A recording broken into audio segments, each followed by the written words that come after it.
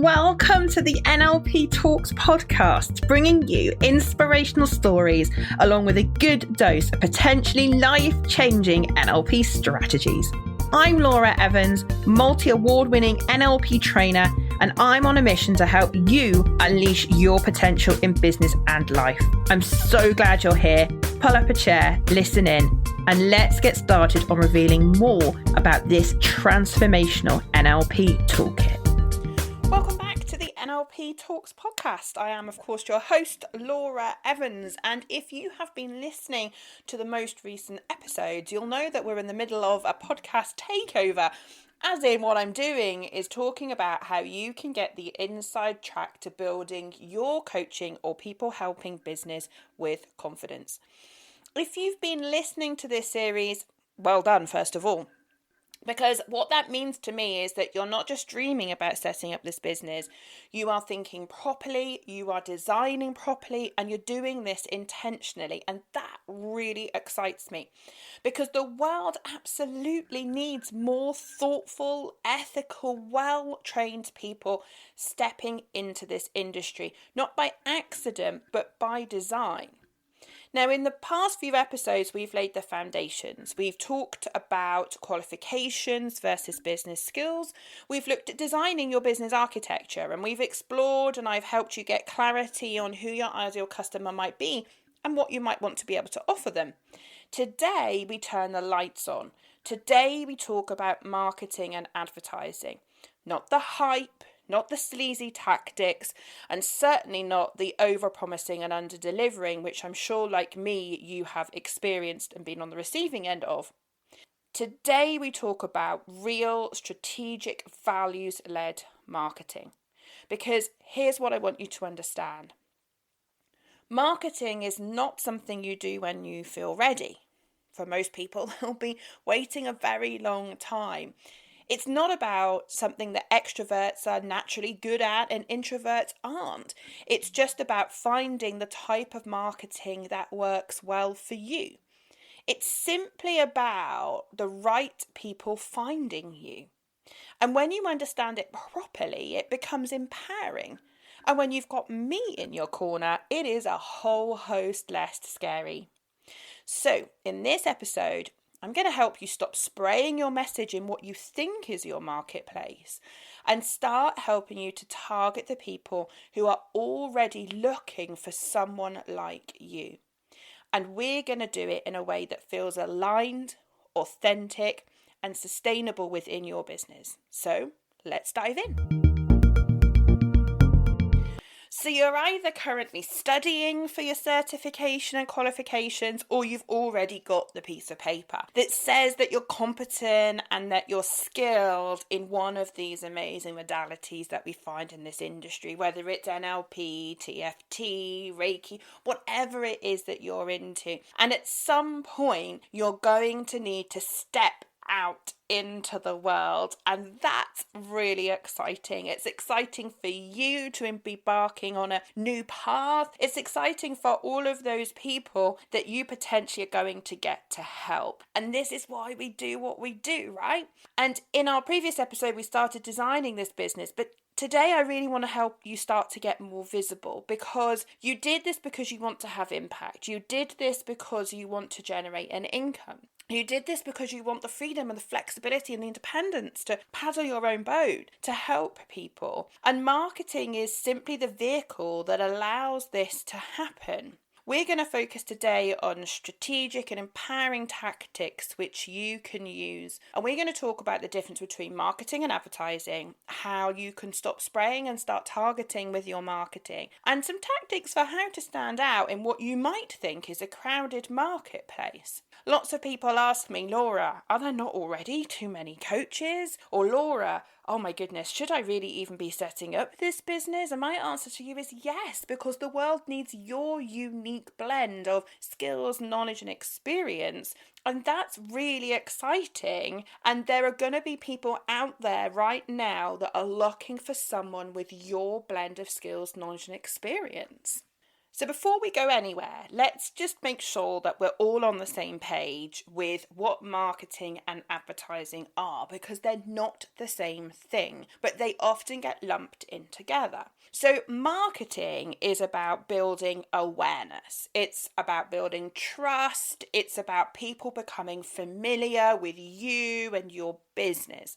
Advertising is where you make a specific offer, where you might have a specific program or coaching opportunity that might be delivered at a specific time for a specific price. And so advertising is where you have a product that is for sale. For example, my 2-day breakthrough coaching experience, I'm going to tell you about that. That's advertising. Whereas marketing might be much softer. It might be talking about transformational coaching and what it is, and maybe giving you some top tips, my 3 top tips on how to build your confidence, or those types of things. So marketing looks like sharing tips on LinkedIn, a short reel that you might do about mindset, writing a blog about confidence, sharing a testimonial, hosting a podcast episode just like this. But advertising, as I say, is much more specific. So I'm running a 6-week confidence coaching program starting on the 12th of March. It's £497 and there are 10 spaces. Here's the link. Can you feel the difference? And most coaches get very comfortable with marketing. They'll give away content, they'll share inspiration, post quotes, talk about transformation. But here's the thing, most coaches get stuck in marketing and never step into the advertising space. I often will review the social media feeds of my one-to-one mentoring clients. And when I say to them, when was the last time you actually advertised a service or a product? They usually look at me under their eyebrows and go, Laura, don't look. And when we go back through, there is loads of amazing brand awareness and marketing, but sometimes I have to go back quite some time before I find an advert that actually says, this is what I'm selling, or this is who I work with, and this is how much it is, and this is how you buy. Because advertising requires courage. It requires you to feel comfortable that some people are going to reject you. They're going to say no. They're going to say this is not for me. Or they're going to say not now. And it requires you to ask. And this is the stuck state that a lot of coaches get into. Now, you know what I'm going to say, right? If you're an NLP person or you are somebody that's trained in another modality, I'm going to say to you, this is where your mindset could possibly getting in the way. If you fear rejection or you don't like being visible or anything like that, then you've got the inner work and get excited. You've just discovered another growth area. Now, when it comes to your market or advertising anything, we just need to zoom out for a minute. Because the first thing that you need to really ask yourself is there demand for what I'm going to be providing? This is a simple supply and demand conversation. Because if you're selling a coaching program, or you're selling a breakthrough coaching, or you're selling an NLP practitioner course, is there the demand for the type of course or program or offering that you're putting out into the world? Because if there's not, there could be a huge amount of supply into a marketplace for a particular product or service, and there's just not the demand in that marketplace to soak that up or for people to put their hand up. Let's look at an example. So let's say you're going to sell a group coaching program. Now, if you just by saying I'm going to sell a group coaching program, in my head, I'm already thinking that you're going to end up being a small fish in quite a big pond. It's going to be noisy, it's going to be crowded, and there's going to be loads of other people shouting in that marketplace already saying, buy my stuff. So the question then is, how do you stand out? Or perhaps a smarter question would be, how do you shrink the metaphorical pond? How do you become more niched? The bigger fish you are in the smaller pond, the more likely it is that you're going to get spotted, you're going to become noticed, and people are going to go, I need what they have got available. Let me go talk to them. So if you're in a big marketplace like coaching, you're going to be up against other people that might be hypnotherapists trained in CBT, EMDR, breath work, you name it. You probably know all the modalities like I do. If you're in a coaching market, you're also going to be up against people that are professional coaches, ICF coaches and Association of Coaching. There are so many people in this space. So we really need to shrink this pond down. Let me use an example of an NLP practitioner course. So rather than going after the personal development market, which we've just discovered is a massive pond, we could look to shrink the pond down by saying, okay, I want to fish in the marketplace where coaches already exist that might want to add NLP to their toolkit. So that might be the kind of pond that we want to go in. And it might be that this pond might not necessarily be yours. Let me explain. So you might be able to collaborate with someone else that already has an audience that might benefit from what it is that you've got to offer. So, for example, I might collaborate with another training school that offer ICF coaching, for example, but are currently not able to offer a specialist NLP training. And I might become their preferred partner. I might set up a referral program so that if they send people my way, I give them a financial thank you for the introduction. For example, in a coaching context, you might be the mindset expert and you might have a passion or a desire to get involved with helping people with fitness and well-being. Well, what about if you knew a PT, a personal trainer down the road or a nutritionist down the road that already has an audience for what they sell, and then you talk to them and say, do you know what, maybe I could help you to further enhance your offer to your audience, and could I be your preferred supplier? Or could we even better create a package where we are all able to collaborate? As long as you're not in direct competition with the person that already has an audience, then usually they're quite open to it. And if you say to them, look, I'm not expecting access to your pond, your audience for free, and actually I'm really happy to agree a referral fee with you, then let's do that and let's have a conversation. So there are various different ponds out there, in inverted commas, that you could have a look at. But let's come right back to our NLP practitioner example. So we've gone from massive pond, personal development, helping you. Then we've gone, okay, maybe we specialise and do NLP practitioners courses for coaches, and maybe there's ways we can do that. We could also specialise and go, do you know what, I'm going to specialise in running NLP practitioner courses for property developers. Maybe I have a passion for this industry. Maybe I've already got some experience of helping other property developers. And actually, I'm going to create a specialist course for NLP practitioners for property developers. In fact, on one NLP practitioner course, we had 4 property developers. And one of them came up to me and said, you should be running NLP practitioner courses specifically for us as property developers, because so often our mindset gets in the way of what we do. The language skills that you teach help us to be even better at what we do. And then you sit and think, actually, yeah, that's a possibility. So what we're talking here now is about getting really specific and really clearly defining the group of people that you would like to put your offer in front of. Obviously, we did the ideal customer work last time, so you want a market or a pond where those types of people are. So when you niche properly, some people are going to walk past you, and this is exactly what we want. Let me say that again. Some people will walk past you. Good. That means that the right people will stop for you. The thing is this, if you try to be all things to all people, you're going to become very vanilla, very bland, and no one's going to stop for you, stop the scroll or come to your events, because they're going to go, she's all right, nothing offensive, nothing particularly great, she's all right. You don't want to be in that space. You want to be in that space that goes, she's the girl for me, or he's the guy that's going to really help me, or they're the people that can really make a difference to me. I get their journey and I want them to help me. This all applies whether you are a therapist, a coach, business mentor, an NLP trainer, or even if you've not made a decision yet, even better, because you're here trying to work out how you can be a big fish in a small pond. Now, one of the things that you also need to consider before you start going out there is, why should people buy from you?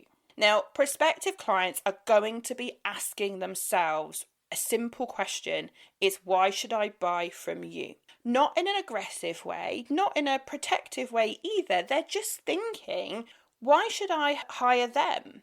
Why should I work with them now? Why this product or service, and why at this price? Your unique selling points aren't just your qualifications, because let's be honest, I could sit here and say I'm a master trainer of NLP. There are loads of them out there globally.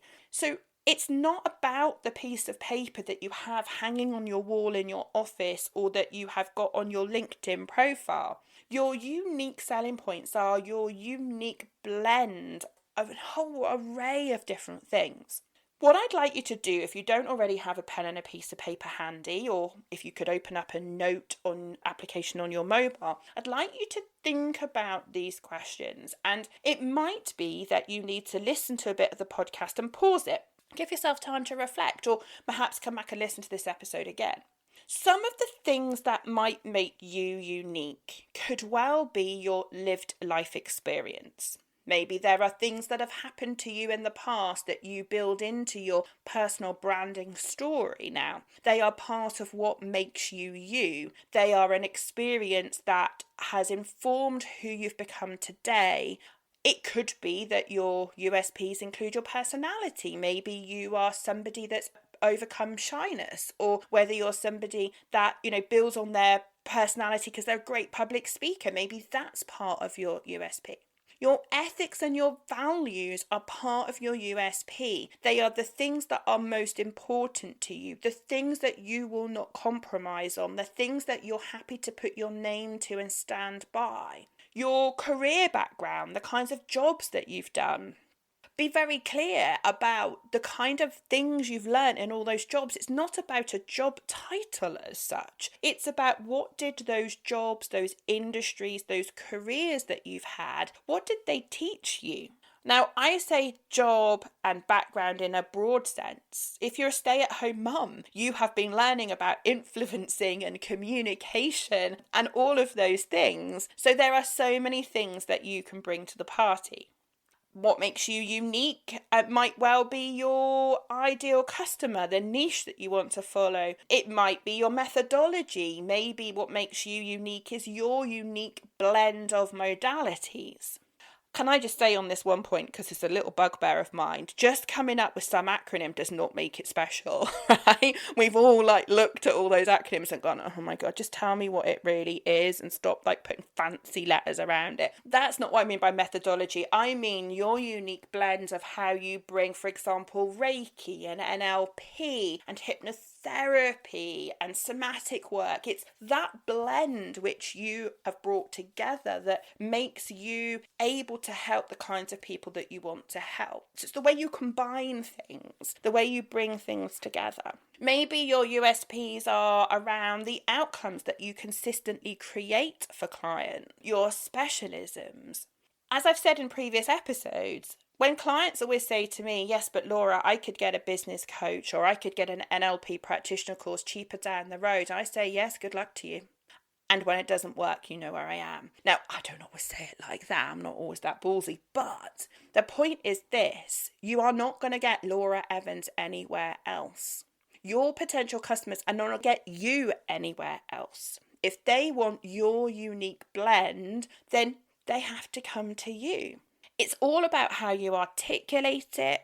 And if you don't define your differentiating points, if you're not willing to stand up and be counted, then you're going to end up in the vanilla murkiness that happens in a lot of marketplaces. And then the default conversation with clients becomes price. Because they think then that you're a commodity which they can just buy from anywhere. Now, let me give you a real example, because right now in the NLP training world, there feels a little bit of a race to the bottom when it comes to NLP trainers. So like me, if you're in the NLP industry, you're going to be aware that there are people trying to sell $5 NLP practitioner courses. And I know via different people how some of this strategy has come about. Because what they're doing in my industry, in my other business, is they're trying to fly on my coattails. I've spent a lot of time building my business, building my personal brand, talking about quality and customer service and all of that. And they're saying, yeah, but you could come over here and do an NLP practitioner course and it's $5. Now, we'll come on to ethics and values in business, but if you then go and pay your $5, you're going to find out you're going to get a seat on a course for 5 days, no manual, no certificate. Oh, you want a manual and certificate? Oh, you got to pay extra for that. And it's going to be $300 for this, and it's going to be $200 for this. And those businesses damage their reputation very quickly. But the point is that if you just take an NLP practitioner, it's a commodity. That course is a commodity, and people think that they can shop around and they're going to get the same thing from somewhere else. And as some of you know, that couldn't be further from the truth. We always talk about, people think that when they get a title NLP practitioner, they think, oh, well, if I've got 3 companies that have all given me a price, then it's all like 3 apples metaphorically. And actually, it's apples and pears. They are not the same thing. For example, we're at my Unleash Your Potential business. We are a full service NLP school. So we can take you all the way through from practitioner to trainer if that's what you want to do. The $5 option is just a prac course. And when you do it, if you enjoy it, then, where you go from there, right? So you want to make sure that you're not a commodity, right? You want to make sure that it's hard for people to shop around because they can't get what you offer elsewhere. And your USPs are part of how you create this market of one. I mean, it's not really a thing, right? It doesn't exist, but you know what I'm trying to get at. So that brings me then on to branding, because most coaches, therapists, and people helpers will need to start building their personal brand first.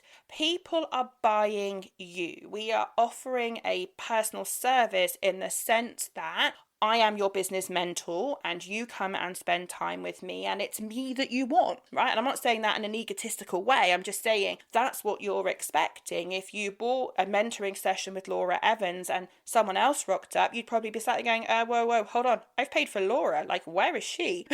Right? So personal brand counts for something. People buy into you as a person. It's how they experience you. It's how they interpret whether you're the right person. And they build a picture in their mind of who you are, what you stand for. And we often call this in business the know, like, and trust factor. But here's the truth. There's a different version of you in everybody's head. There's a version of you in your partner's head. There's a version of you in your child's head. There's a version of you in your parents' head. There's a version of you in every single customer that you have ever dealt with. And that version that they hold of you in their mind is partly driven by the content that you're putting out, your tone, your consistency, your values, your customer service, your messaging. I mean, take, for example, this podcast. Podcasting is known as quite an intimate marketing experience. There's just me sat here in the office recording this for you, and you're probably sat somewhere or walking somewhere. And it's just you. It's just you and me having a conversation. And whether you know it or not, you're already thinking, is she my type of person? Like, am I okay with what she's saying? And does that fit with how I want to run my business? Because when someone joins your program, when someone decides they want to work with you one-to-one, you want all of this to feel aligned. I remember running an NLP practitioner course once, and it was a really small group, and it was a lovely group. And I'd gone for a little walk around the car park to clear my head before I kind of got on stage, so to speak, to do my thing. And as I walked into the room, my training assistant was chatting to all the students, and I walked in and one of the women came up to me and went, God, I feel like I'm meeting a celebrity. I'm looking behind me going, where's the celebrity? And then realise it's me. She was like, I've listened to all your podcasts, I've listened to all your YouTube videos, and feel like I really know you already, and it's just so lovely to meet you in person. The truth is, podcast listeners are often much higher quality prospects than the casual social media follows that other people might be encouraging you to chase. This is not an accident. This is long-term marketing. And it's one of the reasons that I created the How to Set Up Your Podcast course for people like you and me who want to learn how to set up a podcast easily, step by step. And if you're interested in that, just go check out the Confident Coach Business Academy at thelauraevans.co.uk and you'll find the course there. And If you want to find out if there's any offers running currently on it, then reach out to us. Now, I really want to talk about something else that I think is really important in marketing, and this is authenticity. Now, this is going to give you a real insight. If you and I have never met before, this is going to give you a real insight to my values and my ethics, because I'm just going to start by telling you a story. Very recently, there was a company that launched a new video platform or app. I was recommended to look at it by someone else that I follow on social media, and I was like, okay, yeah, cool. I mean, I sat on a webinar, I listened, and I went, yeah, okay, that sounds quite cool. I'll sign up for the wait list. They promised a founder price. They promised limited numbers. They promised a whole bunch of features. AI was built in, and I'd get YouTube templates, and I would be able to produce a video in 10 minutes. And I tolerated their daily emails, or it felt like daily emails, for quite some time. Then we got the countdown emails, and then we got the be ready at 2 p.m. on this particular day with your card, because there's 5,000 people on a wait list and only 1,000 people are going to be let in. And after we've released it to the wait list, it's going to go to, 77,000 other people. So be ready at 2 p.m. And I'd arranged my diary to make sure that I was available, because I was bought in. This is good marketing, right? They've got me excited. They've got me clearing my diary to be there. And I was ready just to click and buy. It was $195 and all these things were being promised. The day arrives, the email at 2 o'clock arrives. I click on it, I go to the web page. I don't even read what's on the web page because I'm already sold. And I just look for the buy now button, click the buy now button, and then it happens. All the brand trust is gone. Equity I have with that company is damaged, and I will now never buy from that company.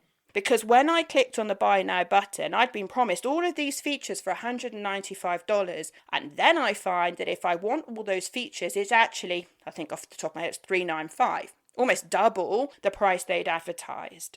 That is not authentic marketing. Because what they've just done is lost me as a company, as a customer. I'm not going to buy now, and I won't ever buy from them in the future because their brand is now damaged to me. I'm like, if this is how you treat me as a prospective customer, then what are you going to do to me if I actually invest in this? You tell me that it's $195 for life. Now it's $395, let's say, dollars for life. What happens if in a year in you turn around and go, yeah, we promised you that you'd get all these upgraded features, and it would be no more to you. Well, we've changed our mind, and actually it's going to be more. These are the kinds of marketing stunts that cause businesses significant damage.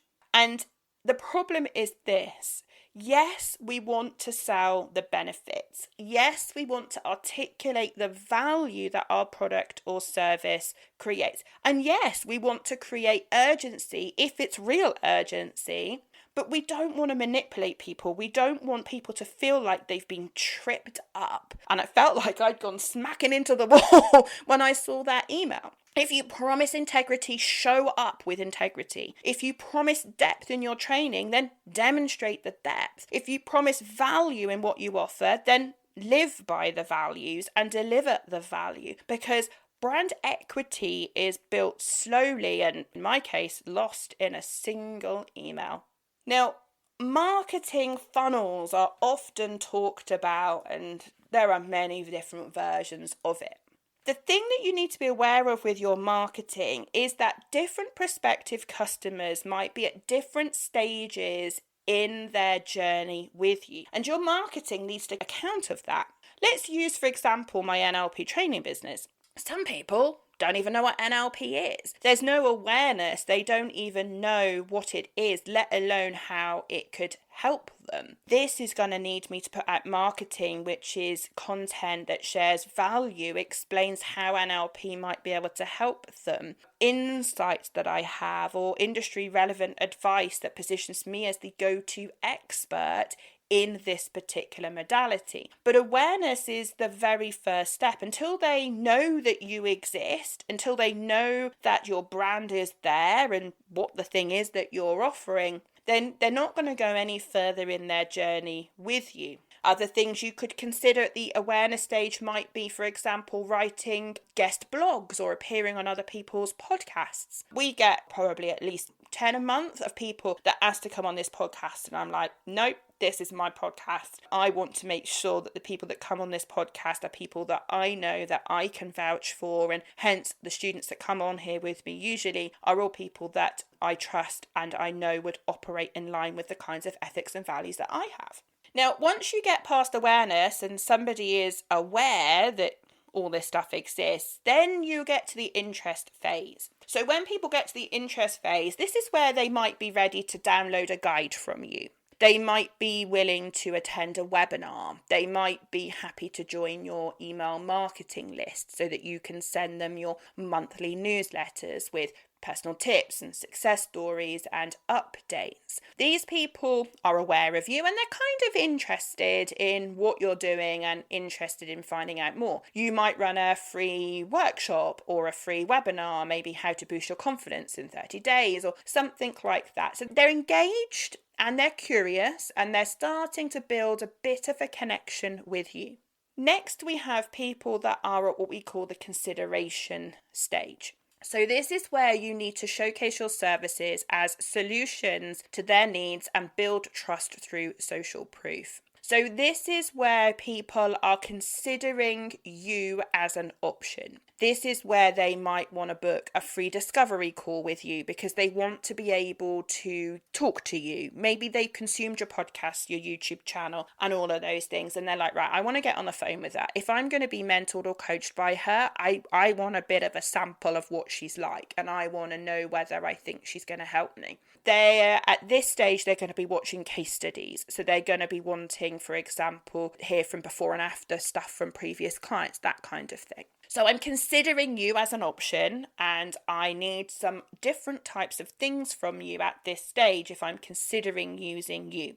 Then we get to the decision phase. So this is the next phase. Now, I'm doing this in quite high level chunks, right? Obviously, there's a lot more detail that goes into putting together a plan for marketing, all of which you're going to find in our course Inside Track in detail with plans to help you put this together. But at a high level, this decision stage is where you are encouraging potential clients to make a decision to commit to working with you. So at this stage, they're going to need perhaps more advertising in the sense that they're going to need to know what your offer is. They're going to need to know what the price is. They're going to need to know if there's any time limited incentives if I act more quickly. They are going to want a personalised follow-up call from you or contact from you after the discovery call. Personalised email summarising how you think you can help them.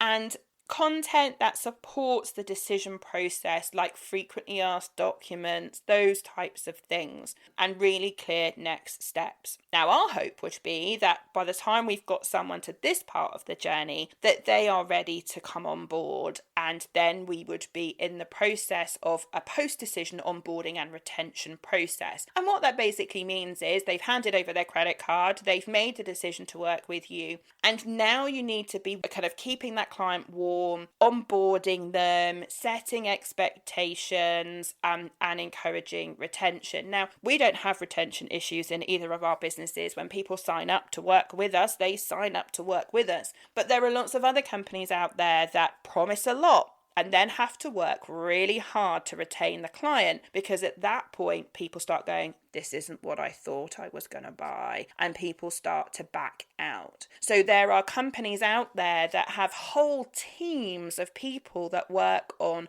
retention and making sure that they touch points with the client regularly so the client doesn't change their mind and back out. To me, if you need a retention policy or a retention process, then you've been selling really hard. And it doesn't work for me and it doesn't fit well with my values and my ethics. I want to work with people because they have chosen me to help them because they believe I'm the right person. Now, here's the problem for a lot of coaches. They get stuck at phase 1 and phase 2, the awareness and interest phase. Coaches create content, they build familiarity, and that's all great if you're at the awareness stroke interest phase of the funnel right at the very top. But the problem is, as a coach or person running a people helping business, if you get stuck there and you never get people to come down the funnel to the more consideration and decision phase, then you're not going to have a successful business. Now, the great news is you're here learning this. And the great news is that now I've given you hopefully a load of ideas about what you could do in order to help you at each stage of this funnel. In Inside Track, our on-demand training program, which you can access anywhere in the world you've got Wi-Fi. So on the On-Demand Confident Coach Academy with Inside Track, I walk you through exactly how to design your funnel,